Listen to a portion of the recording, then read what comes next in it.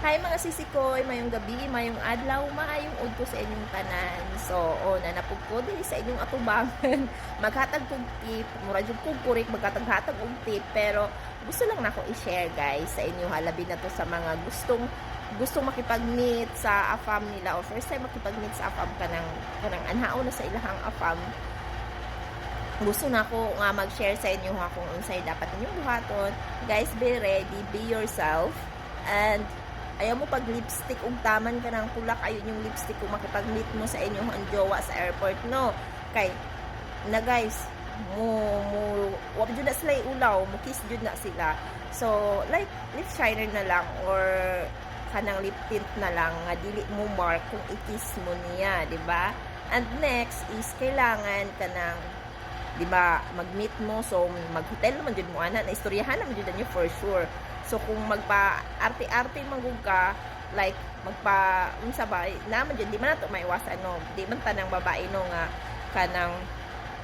kanang dili magpa-jugjug mo jugjug jud na kay nian hina sila diri murag asa mo na sila sa imuha kay na part na sa inyong relasyon, na mo yung relasyon, di ba? Naistoryahan na ninyo. Kung naistoryahan na ninyo about ana, so mag-expect na jud ka. Mag-expect na jud ka nga na mahitabo na kay gigastuhan jud na mga sis, no. Gigastuhan na ng pamasahe na thousands of dollars para lang makita ka. So para ma-prove nila imuhang love. So do it. Tama ba? Nag-miss pa ko. So buhata sa imuhang side. Buhata sa ang imuhang kanang imong side na ipakita sa iya ka, di ba? So naay uban na dili sila ganahan makipagdugdog sa first meet. Ana sila dili pero yeah, normal lang man na siya good kung naistoryahan niyo nga dili usa, di fine, good for you nga kamo paghihapon hangtod karon bisan nibalik na siya sa ibang lugar o sa ilahang lugar, di ba? Good for you.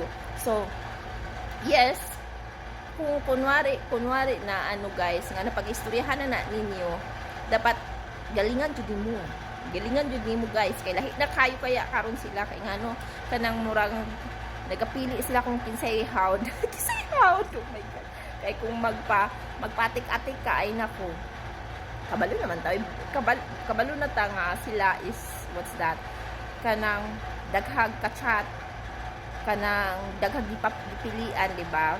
So kung gusto ka nga ikaw ang pilion, ihatag na imuhang tanang best, di ba? Panagsara na, so ihatag na at least dili ka magmahay nga gihatag na mo, dili mo mapangutana imuhang sarili kung unsay kulang. Nganong gighost ka nga pagbalik niya sa ilahang lugar, nganong gighost ka niya, wala ka niya ano tawag dyan, wala ka niya contact ug balik, nganong nibalik siya, dili na okay yung relasyon. So dili ka makapangutana kung gibuhat nimo imuhang best.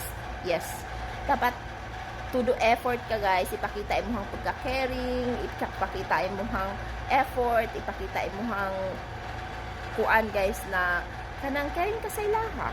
Yes, kay mao na ilahang gusto sa Pilipina, kaya nga nila gipili ang mga Pilipina kay caring bayata, no, sweet bayata. So ipakita nato na sa ilaha. So kaya dili gud sila magmahay na gasto sila dako ba sa imuha na ikaw ilang gipili, nga tama ang ilang desisyon na ikaw ilang gipili. So do your best.